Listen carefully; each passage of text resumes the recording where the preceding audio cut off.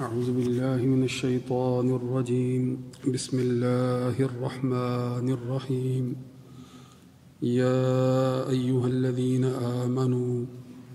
كتب عليكم الصيام كما كتب على الذين من قبلكم لعلكم تتقون. وقال الله تبارك وتعالى واتقوا يوما لا تجزي نفس عن نفس شيئا ولا يقبل منها شفاعة ولا يؤخذ منها عدل ولا هم ينصرون. وعن أسامة بن زيد رضي الله تعالى عنه قال قلت يا رسول الله صلى الله عليه وآله وسلم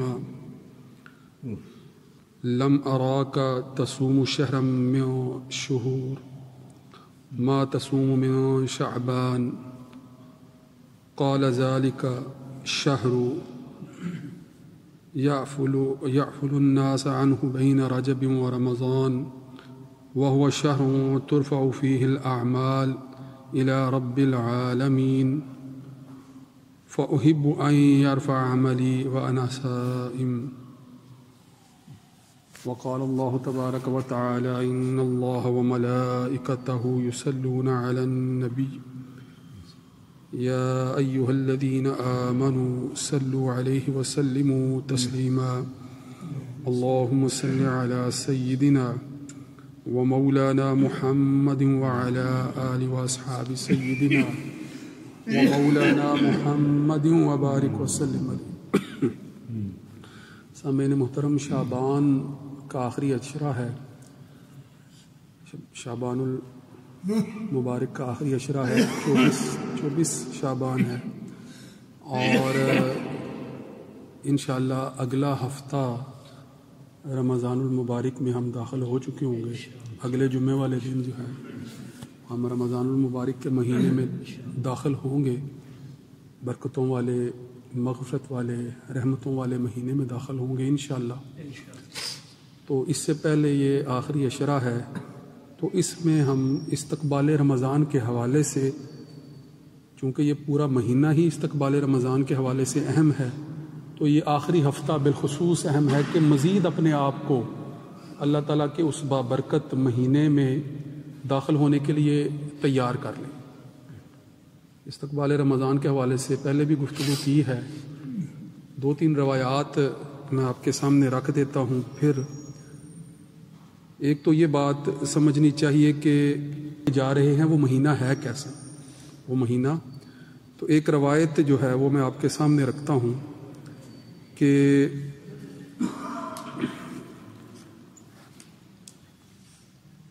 حضرت ابو ہریرہ رضی اللہ تعالیٰ عنہ سے ہی روایت ہے. کیا فرماتے ہیں کہ اذا کان اول لیلۃ من شہر رمضان سفدت الشیاطین، کہ جب ماہ رمضان کی پہلی رات آتی ہے، اب ذرا اندازہ کر لیں کہ وہ مہینہ جس مہینے میں ہم داخل ہونے جا رہے ہیں وہ مہینہ ہے کیسا مہینہ، کہ جب رمضان المبارک کی پہلی رات آتی ہے تو سفدت الشیاطین، شیاطین جو سرکش شیاطین ہیں وہ جکڑ دیے جاتے ہیں، وہ قید کر لیے جاتے ہیں، ان کو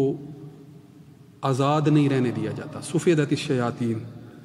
یعنی شیطان اور سرکش جنات کا بھی ذکر ہے. ومردۃ الجن، یعنی ساتھ ہی وہ جنوں کا بھی ذکر کیا ہے کہ سرکش جو جن ہیں اور شیاطین ہیں ان کو قید کر دیا جاتا ہے، ان کو جکڑ دیا جاتا ہے. اور پھر فرمایا وغلقت ابواب النار، اور جہنم کے یعنی آگ کے جو دروازے ہیں، جو جہنم میں داخل ہونے والے دروازے ہیں، وہ بند کر دیے جاتے ہیں. اور ساتھ ہی فرمایا کہ فلم یفتح منہا، اور جو ہے وہ پھر وہ باب جو بند کر دیے جاتے ہیں، یہ پورا مہینہ وہ کھولے نہیں جاتے. پھر اسی طرح وَيُفْتَحُ مِنْهَا بَابُ الْجَنَّةِ فَلَمْ يُغْلَقْ مِنْهَا، اسی طرح جنت کے دروازے کھول دیے جاتے ہیں اس مہینے میں. جنت کے دروازے یعنی جہنم کے دروازے بند کر دیے جاتے ہیں، تو پھر وہ کھولے نہیں جاتے پورا مہینہ. کھولے. اسی طرح جب جنت کے دروازے کھول دیے جاتے ہیں تو پھر پورا مہینہ بند نہیں کیے جاتے، یہ ایسا مہینہ ہے۔ پھر فرمایا کہ لوگ جو ہیں وہ اس مہینے سے غافل رہتے ہیں جو رجب اور رمضان کے درمیان میں آتا ہے، یعنی شعبان کا مہینہ، یہ جو مہینہ چل رہا ہے۔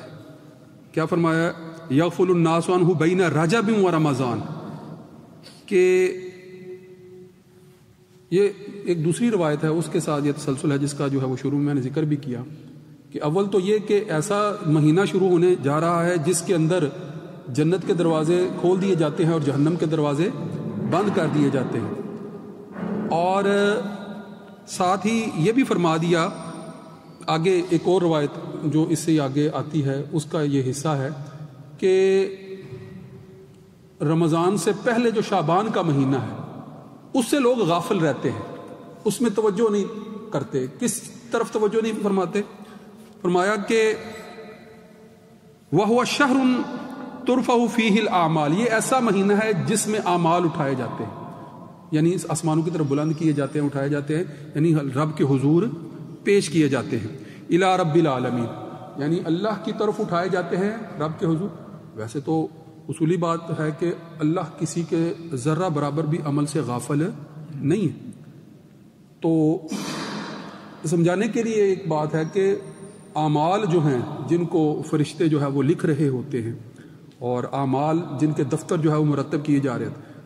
یہ یاد رکھیے گا کہ یہ جو اعمال کے دفتر مرتب کیے جا رہے ہوتے ہیں، اعمال جو لکھے جا رہے ہوتے ہیں جس میں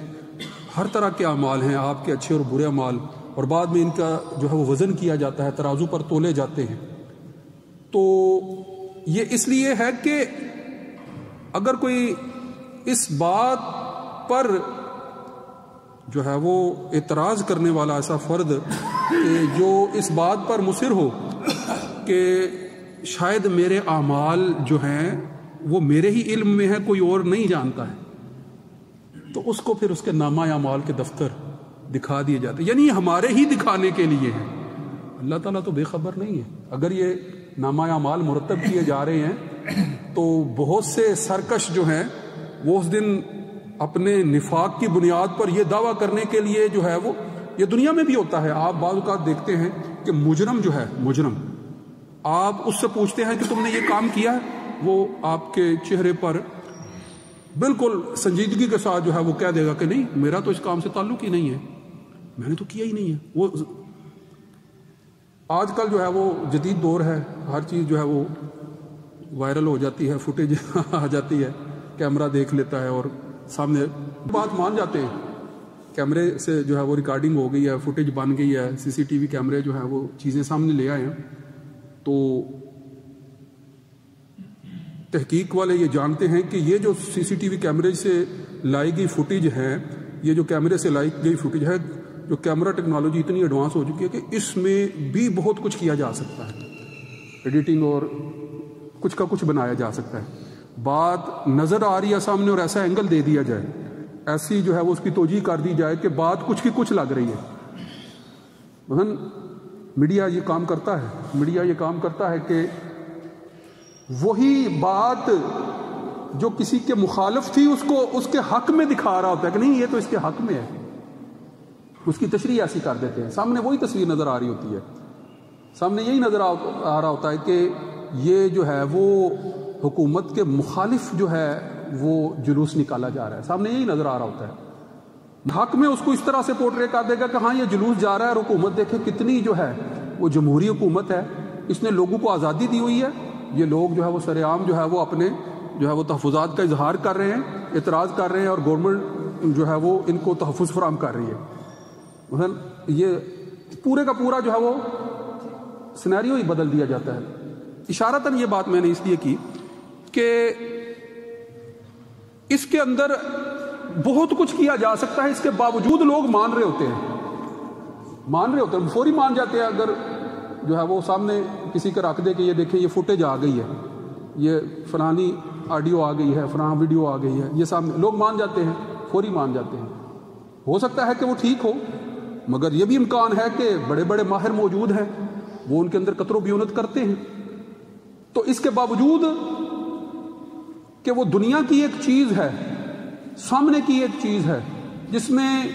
کہ اس میں قطر و بیونت اور اس کی جو ہے وہ ایسی ایڈیٹنگ ہو گئی ہے کہ اس کے بعد جو ہے وہ بات کو کچھ کا کچھ بنایا جا چکا ہے، پھر بھی لوگ مان رہے ہوتے ہیں. مگر وہ دفتر ایسے دفتر نہیں ہوں گے جو فرشتے تیار کر رہے ہوں گے.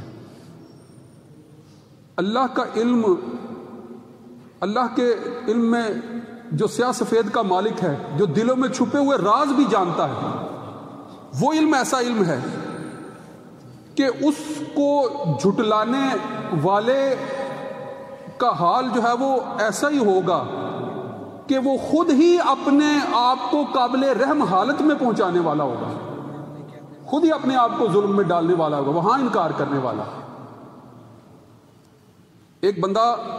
اپنے عمل کو خود تو جانتا ہوتا ہے، چاہے اس نے چھپ چھپا کر کیا ہو، رات کے اندھیروں میں کیا، خود کو تو جانتا ہوتا ہے، اور وہ پھر خود تو تسلیم کر لیتا ہے نا کہ ہاں یہ جو کر لیتا ہے، جب اس کو تو اس کے جو ہے وہ رد عمل سے ظاہر ہو جاتا ہے. لوگوں کو چاہے دھوکے میں مبتلا کیا اس نے، مگر خود وہ جانتا ہوتا ہے کہ یہ عمل میں نے کیا ہے. اور رب جب سزا دیتا ہے، اللہ رب العزت جب ایسے عمل پر جس پر اس کی گرفت کی جا رہی ہے، اس پر جس کے اوپر اس کی پکڑ کی جا رہی ہے، اس پر جب سزا دیتا ہے تو وہ بندہ جس نے وہ عمل کیا ہوتا ہے اس کو علم ہوتا ہے کہ مجھے یہ کس عمل کے بدلے میں سزا دی جا رہی ہے، لہٰذا وہ اس وقت پھر جھٹلا نہیں سکتے. اور وہ تو محاسبے کا جو ہے وہ سخت دن ہے محاسبے کے اعتبار سے، کہ اپنے ہی ہاتھ اپنے خلاف گواہی دے رہے ہیں جن سے وہ عمل کیا تھا. فوٹیج تو دور کی بات رہ جاتی ہے نا، دفتر تو لکھے ہوئے رہ گئے نا. وہ جب انکار کر رہا ہوگا تو پاؤں بتا رہے ہوں گے کہ ان سے چل کر گیا تھا. اس کا پورا جسم خود گواہ اپنے اعمال کا جب بن کر رب کے حضور گواہی دے رہا ہوگا تو پھر جھٹلانے کی گنجائش باقی نہیں رہ جائے گی. اچھا، بڑی جرم کیا ہو اور اس نے جو ہے وہ جرم کی اس کو سزا بھی سنا دی گئی ہو، تو ایسا فرد چاہے گا کہ مجھے کسی طرح سے بچا لیا جائے، ایسا فرد چاہے گا کہ مجھے کسی طرح سے بچا لیا جائے. جرم تو میں نے کیا ہے مگر میں بچ جاؤں، اس جرم سے بچ جاؤں، اس کی سزا سے بچ جاؤں. ہم یہاں گناہ کرتے ہیں، ہماری بھی یہی خواہش ہے، توبہ کرتے ہیں کہ اللہ شاید جو ہے وہ ہمارے گناہ معاف فرما دے اور آخرت کے عذاب سے بچ جائے. دنیا کا عذاب جو بھی ہو، دنیا میں سزا جو بھی دی جائے، وہ آخرت کے عذاب یا آخرت کی سزا کے مقابلے میں کچھ نہیں ہے. لہٰذا اللہ رب العزت سورہ بقرہ میں فرماتے ہیں وَاتَّقُوا يَوْمًا لَا تَجْزِي نَفْسٌ عَن نَفْسٍ شَيْئًا وَلَا يُقْبَلُ مِنْهَا عَدْلٌ وَلَا شَفَاعَةٌ وَلَا هُمْ يُنصَرُونَ. بڑے واضح الفاظ ہیں، 4 صورتیں بتا دی ہیں کہ کون سی صورت ہو سکتی ہے کسی مجرم کو کہ وہ اپنے جرم کی سزا سے بچ جائے. جزا کہتے ہیں بدلے کو، نفس کہتے ہیں جان کو. کوئی جان کسی جان کا بدل نہیں ہو سکے گی، اس دن سے ڈرو. پہلی صورت، کوئی جان کسی جان کا بدل نہیں ہو سکے گی. مراد کیا ہے؟ ہم آج دنیا میں ایک دوسرے کی ضمانتیں دیتے ہیں نا، ضمانتیں دیتے ہیں کہ بھائی اگر آئندہ اس نے یہ کام کیا تو تم مجھے پکڑ لینا، اس کی جگہ مجھے پکڑ لینا. دیتے ہیں نا ضمانتیں کہ میں اس کی گواہی دیتا ہوں، یہ آئندہ یہ نہیں کرے گا، میں ذمہ داری لیتا ہوں، لہٰذا اس کو چھوڑ دیا جائے، اس دفعہ معاف کر دیا جائے، اس دفعہ چھوٹے موٹے جرموں میں معاملات میں ایسا ہوتا ہے اکثر. ایک صورت تو یہ ہوگی نا کہ کوئی فرد جو ہے وہ اپنے آپ کو پیش کر دے کہ بھائی اس کی جگہ جو ہے وہ آپ مجھے پکڑ لیں، مجھے لے لیں، مجھے سزا دے دیں، اس کو کچھ نہ کہیں. جس نے سزا دینی ہے اگر اس کو قبول ہے تو وہ کر سکتا ہے ایسا، اور اس کو اختیار ہے کہ وہ اس کو کر دے. مگر صورت تو ایک یہ بنتی ہے نا کہ کوئی کسی کو اپنے لوگوں کے درمیان اس نے امیج بنا رکھا ہے، اس کی وجہ سے وہ کہے کہ یہ میرا خیال کرے، میرا چہرہ دیکھے، مجھے دیکھے اور اس کو چھوڑ دیں، آئندہ اس کی ضمانت میں دیتا ہوں. تو یہ دن کیسا دن ہے؟ واتقوا، ڈرو اس دن سے. لا تجزی، بدلہ نہیں بن سکے گا، جس دن کوئی نفس عن نفس، کسی جان کا کوئی جان بدلہ نہیں بن سکے گی. بیٹے نے جرم کیا تو باپ کہے کہ نہیں، بیٹے کو ہی سزا ملنی ہے. باپ نے اگر جرم کیا تو بیٹا کہے نہیں میرا باپ ہے، نہیں، باپ کو ہی سزا ملنی ہے. جس نے جرم کیا سزا اسے ہی ملنی ہے. یہ وہ دن ہے، ڈرو اس دن سے. یوم لا تجزی نفس عن نفس شیئا ولا يقبل منها عدل. پھر وہ دن ایسا دن ہوگا کہ جس دن کسی سے کوئی فدیہ بھی جو ہے وہ قبول نہیں کیا جائے گا. مثلا وہ کہے کہ میرے پاس یہ مال و دولت ہے، یہ لے لو، دنیا میں ہوتا ہے نا کہ آپ میری سزا جو ہے وہ اتنے مال میرے سزا جو ہے وہ کم کر دیتی ہیں، اگر سزا نہیں کاٹے گا تو اتنے سال اور جو ہے وہ اس کی سزا جو ہے وہ بڑھا دی جائے، اور اگر جرمانہ دے دیا ہے تو پھر اتنی سزا ہے، نہیں جرمانہ دیا تو اتنی سزا ہے،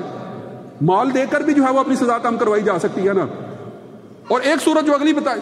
وَلَا تَنْفَعُهُ شَفَاعَةٌ، اس دن جو ہے وہ سفارش بھی جو ہے وہ قبول نہیں ہوگی۔ سفارش کہ ایک فرد شفاعت کے لیے جو ہے وہ کسی کی بڑی اللہ کے ہاں مقبول ہے، بارگاہ ہے، مگر ایسا فرد کہ جس فرد نے کفر کیا ہے، شرک کیا ہے، اس کے حق میں شفاعت بھی قبول نہیں کی جائے گی۔ ایسے سخت گناہ بھی ہیں۔ اچھا مطلب کیا ہے بات کرنے کا کہ جرم کی جو صورتیں ہو سکتی ہیں کہ کوئی جان کسی جان کا بدل بن جائے، یا جو ہے وہ مال کو جو ہے وہ اپنے جرم کا جو ہے وہ بدل کے طور پر جو ہے وہ پیش کر دیا جائے گا، جس کے متعلق جو ہے وہ قرآن میں دیگر آیات پر جو ہے وہ یہ اثرات موجود ہے دیگر آیات میں کہ اگر جو ہے وہ اس دن جو ہے وہ زمین بھر کر بھی سونا بدل کے طور پر دینے کی کوشش کی جائے تو یہ تو وَلَن يُقْبَلَ مِنْهُ، اس سے ہرگز وہ قبول نہیں کیا جائے گا۔ ایسے ہیں کہ جن کے حق میں شفاعت بھی سفارش بھی قبول نہیں کی جائے گی، تو اپنے آپ کو قانون سے بالا تر سمجھنے والوں کے لیے اگر کسی طرح کا کوئی بھی مددگار ہوگا اس دن تو اس کی ہرگز مدد نہیں کی جائے گی۔ یہاں دنیا میں تو بچ جاتے ہیں، لوگ بچ جاتے ہیں دنیا میں۔ وَلَا هُمْ يُنصَرُونَ، يُنصَرُونَ کی اصطلاح بڑی بلیغ ہے، آخر میں یہ بات کرتا چلا جاؤں۔ نصرت کہتے ہیں مدد کو، تائید، مدد آ گئی، کہیں سے مدد آ گئی، آپ جو ہے وہ جیل کے اندر ہیں اور جو ہے وہ آپ کے حمایتی جو ہے وہ جتھا بنا کر جیل کے اوپر حملہ آور ہوئے ہیں، آپ کو جیل کے اندر سے نکال کے لے گئے، کر لیتے ہیں دنیا میں، ایسے بھی کر لیتے ہیں، مگر کیا قیامت میں ایسے کر سکیں گے؟ نہیں نہیں، کوئی جتنا بڑا جتھا بنانے کی اس وقت جو ہے وہ آپ کے اندر صلاحیت ہی نہیں ہوگی، مال و دولت آپ کے پاس ہوگا ہی نہیں، اور آپ اپنی فکر میں لگے ہوں گے، بھائی کی، باپ کو بیٹے کی، بیٹے کی باپ کی فکر نہیں ہوگی۔ وہ ایسا دن ہے، اس دن سے ڈرو۔ جب اس دن سے ڈرنے والی کیفیت پیدا میں، یہ اسی لیے یہ مہینہ ایسا ہی ہے نا کہ لعلکم تتقون، تمہارے قلوب کے اندر جو ہے وہ تقوی پیدا ہو جائے۔ تو رسول اللہ صلی اللہ علیہ وسلم جو ہے وہ استقبال رمضان میں مسلسل جو ہے وہ روزے رکھا کرتے تھے، شعبان کے مہینے میں مسلسل، اور آپ فرماتے تھے کہ یہ مہینہ وہ مہینہ ہے کہ جب اعمال رب کے حضور پیش کیے جاتے ہیں، اور میری یہ خواہش ہے کہ جب میرے اعمال پیش کیے جا رہے ہوں تو میں روزے کی حالت میں ہوں۔ اس لیے آپ صلی اللہ علیہ وسلم نے فرمایا کہ جب میرے اعمال پیش کیے جا رہے ہوں میں روزے کی حالت میں، تو روزہ ان مہینوں کے، اس مہینے کے شعبان کے دنوں میں روزہ رکھنا یہ استقبال رمضان کے لیے ہے، اس کا خوب اہتمام کریں۔ وآخر دعوانا الحمدللہ رب العالمین۔ سنتیں ادا فرمائیں۔